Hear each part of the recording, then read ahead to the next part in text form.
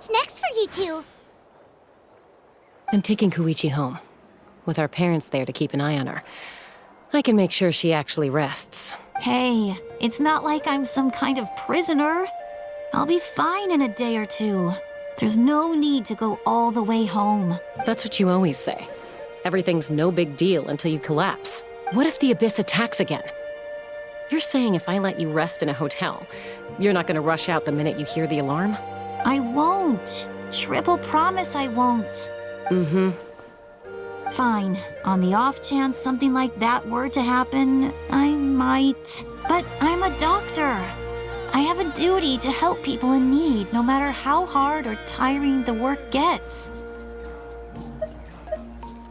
I guess you're right. But I don't have to like it. This reminds Paimon of when we first met.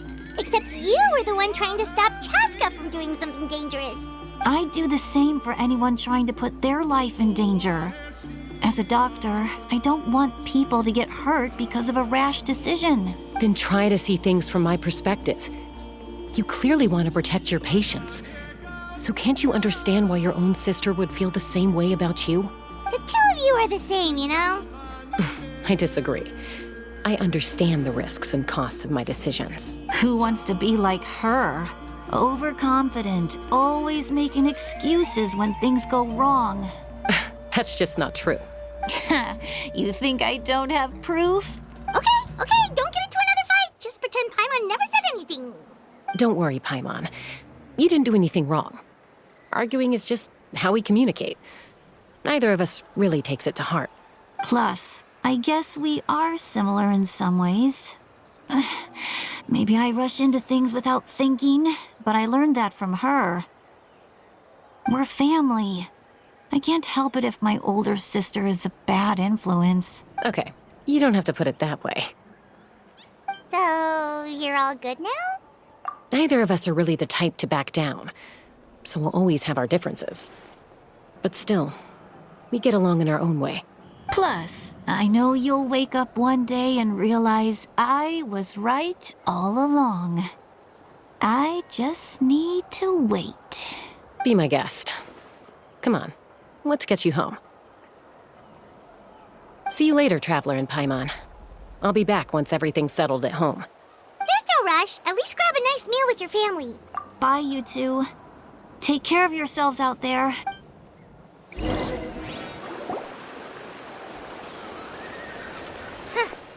Those two will probably make up for real at some point, right? Well, we've learned a lot. Let's go over everything that we know so far.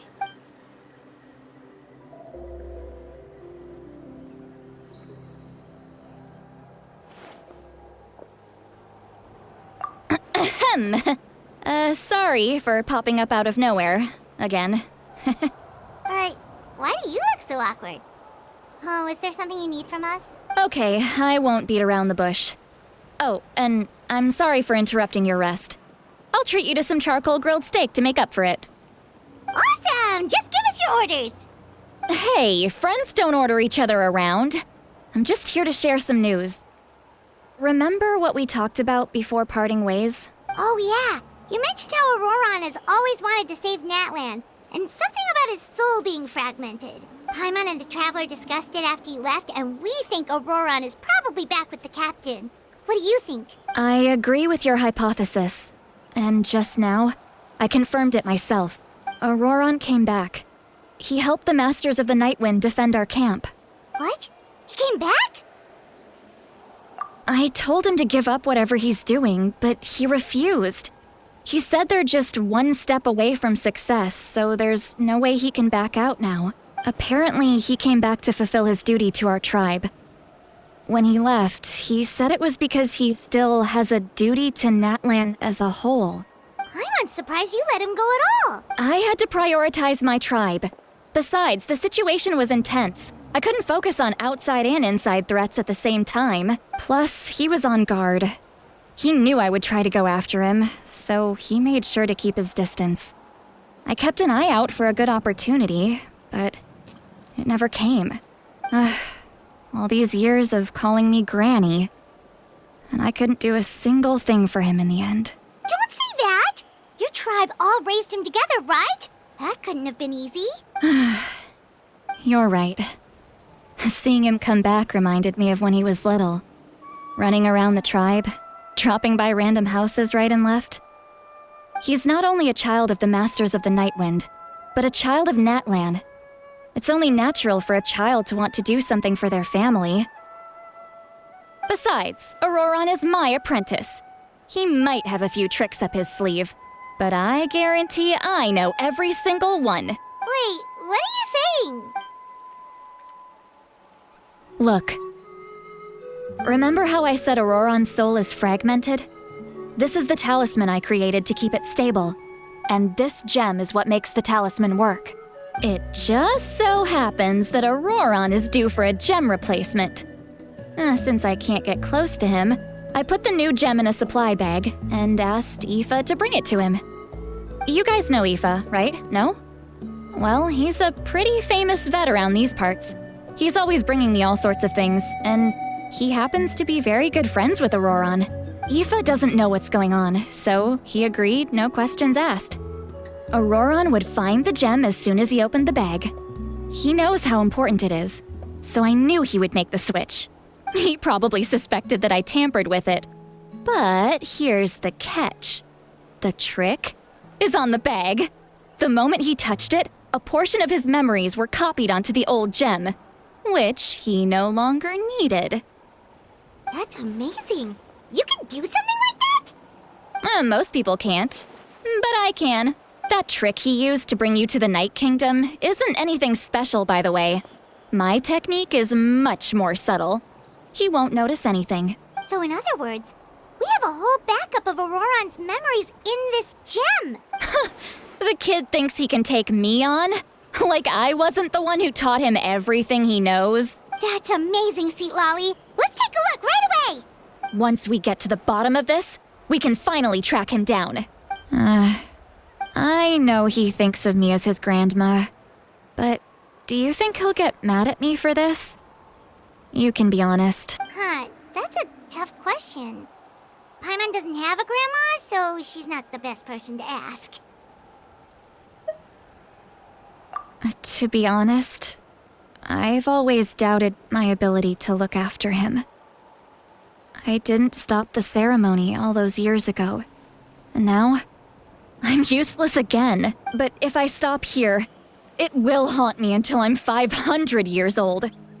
Every night I'll wake up in a fit of anger.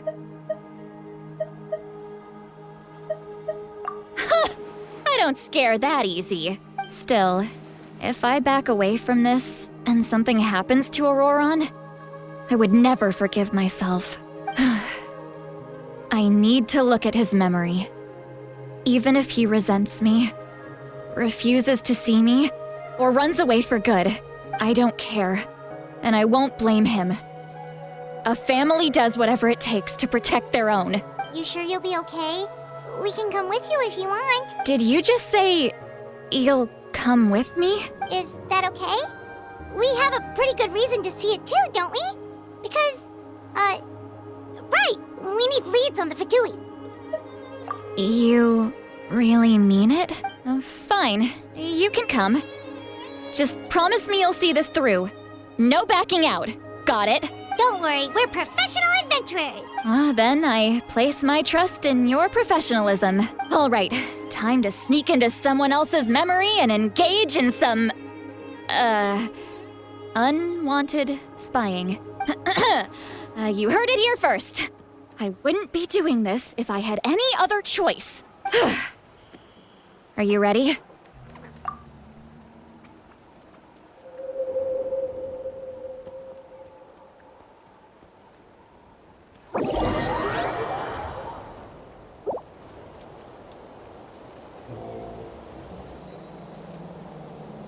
Look how good you're doing. You'll grow into nice big radishes in the future. And you? Aoife says you're taking up too much space, but I think you're a good tree. What do you think? Hey! How's it going, Auroron? Good. How are you, Uncle Okanbi? Can't complain. What you up to? Naming your vegetables again? No, just some idle conversation. Sounds fascinating. What did they say? They told me you were coming and that you would take some produce with you. Ha! Only if you're offering. By the way, I ran into Aoife yesterday. He told me Chaska's fostering a saurian at his place. Said the thing trampled over a part of your radish garden. I hope you two didn't get into a huge fight. No, don't worry. I'll find a way for him to make it up to me. I've already wrapped your share of the produce. Here you go. You really knew I was coming. That's pretty amazing. Light up the smoke and you can see the path through the shadows. That's what everyone says. Hey, have you seen that strange group of people that just appeared out of nowhere? Appeared out of nowhere? I don't think so. It's the Fatui. Their leader seems like a big deal. He didn't bring many men with him, but they're all elite warriors. It seems like they're looking for someone, but I wouldn't go around asking too many questions. If you run into them, be careful.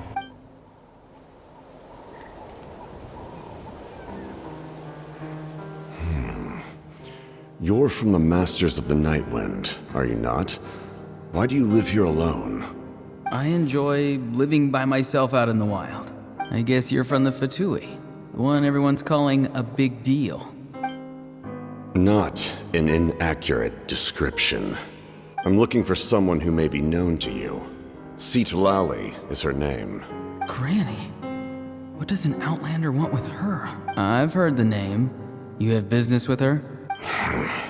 There's no point to further questioning if you insist on hiding things from me. I shall seek answers elsewhere.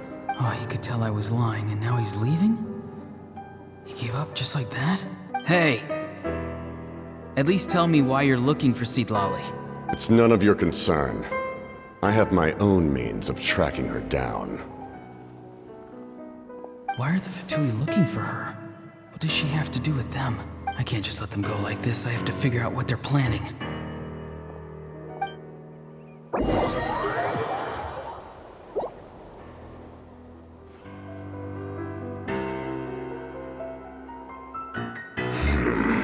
I've just been studying the ley lines and asking for leads on Granny. I can definitely rule out some sort of invasion. The situation has seen no true improvement. The Pyro Archon did not fulfill her promise. My lord! Ignore him. He is no threat. He knows I'm following him, but he doesn't seem to care. He's strong, I can tell. But there's something unusual about him and also familiar in some way. I can't describe it. What is it? My lord, I feel dizzy. A ley line disturbance. Certain presences have been forced to wander outside their rightful realm.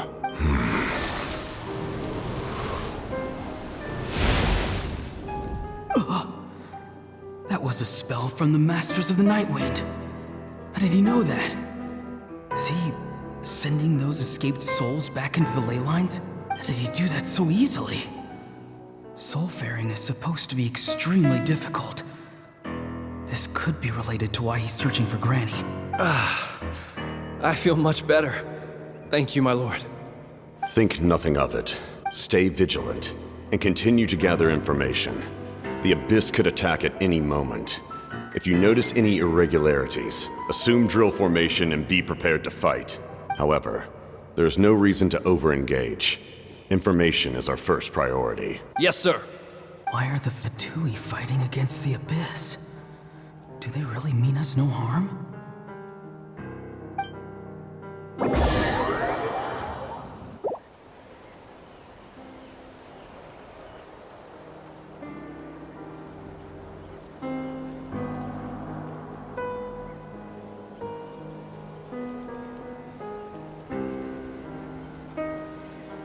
I've been following him this whole time and still they ignore me? Do they really not care? It seems like his subordinates refer to him as the captain. Never heard of him before. And now he's headed to the stadium. That's unusual. Oh, what is he gonna do? You two, with me. Everyone else, wait here as instructed. Send word to the other teams to retreat immediately if this fails. Yes, sir. He's going inside? But the Pyro Archon is in there. What does he want with her? Forgive me, my lord. Allow me to check one more time. Do you truly wish to do this? The time for idle observation is over. It now falls on me to act. This nation is out of time. Yes, sir. He just walked straight into the stadium. What is he gonna do?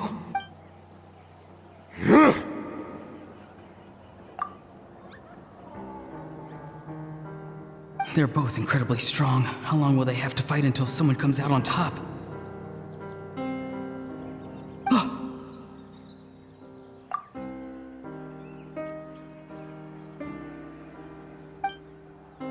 Wait, this feeling. Just like the other day near the ley lines, it's faint, like a soul's trying to escape. Where is it coming from? Is that why he's looking for Granny? If he dies here, then all clues will be lost. I can't let that happen.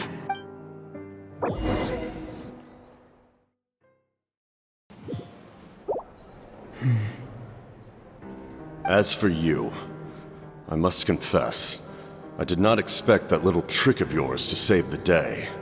No matter how dense the fog, as long as the sun remains, we cannot turn day into night. She could have dispelled it. She simply chose not to. You don't have much time, and you're injured on top of that. What do you plan to do next? I'm beginning to see just how useful you may turn out to be. You heard something from here, didn't you?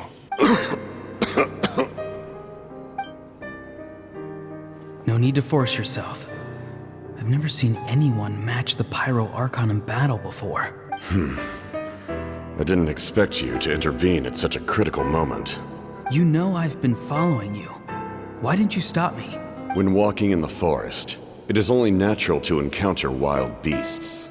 However, not every beast has the courage to come out and bite. And yet, one of those very beasts saved your life. Then speak. What do you want? I didn't save you because I wanted something. My soul is more perceptive than others. I can sense that the ley lines are extremely weak.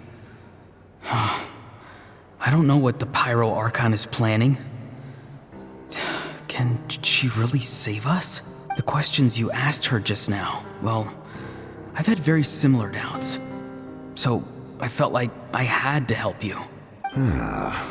So, you can tell the truth. That was quite a reckless decision to make. I'm not sure you realize that. There's no turning back for me now.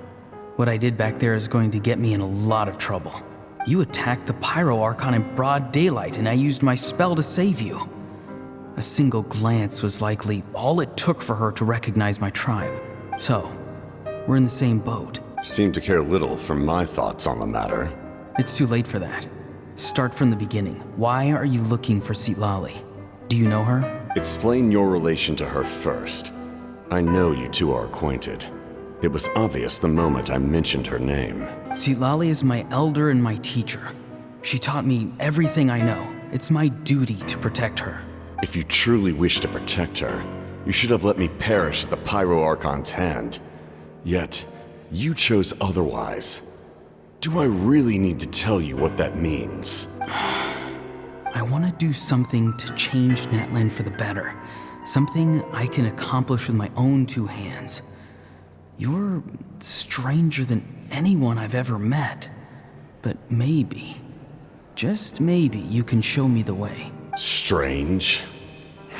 Citlali is said to be the legendary Granny Eastli, someone capable of communicating with the Wyab. And the Wyab are the key to information on the Night Kingdom. Why do you need knowledge on the Night Kingdom? That is not something you need to know. Don't forget, I saved your life. Do you not believe the Fatui capable of betraying a debt? People can lie, but souls cannot. I can tell there's a weight to your soul, a sense of justice. You may not live among your tribe, but you certainly know their tricks. I apologize for my rash judgment. You are more capable than I imagined. Let's go. We'll see if you have what it takes to join my plan.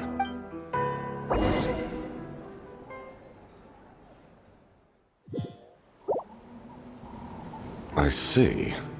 Interesting approach. Worth trying, I think. Rather than weaving a net to protect the ley lines, this method would address the root problem by reconstructing the ley lines themselves.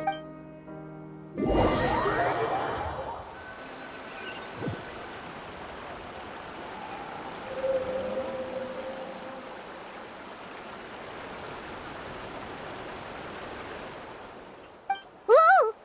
Traveler, Paimon. Are you two alright? Paimon's fine, just, a little dizzy. Of course. I'm so mad at him. After everything, he still can't let go of the past. For some reason, he thinks he owes something to the people who cared for him. Stubborn, self-righteous fool. Where's that gonna get him? Now that he's all grown up, he thinks no one can tell him what to do? He thinks he can just run away whenever he wants. I'll show him. If he tries to run one more time, he's got another thing coming. Maybe stubbornness runs in the family. Like grandmother, like grandson, as they say. Is that supposed to be a compliment? That kid's got nothing on me. Anyway, back to what we just saw. I don't even know what to make of it. Yeah, the captain seriously wants to reconstruct the ley lines? What does that even mean? Something like the loom of fate, maybe? But how does that help with the abyss? The loom of fate?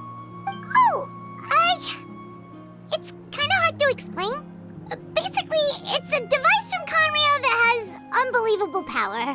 Anyway, if he really wants to manipulate the ley lines, everyone in Natlan will be affected.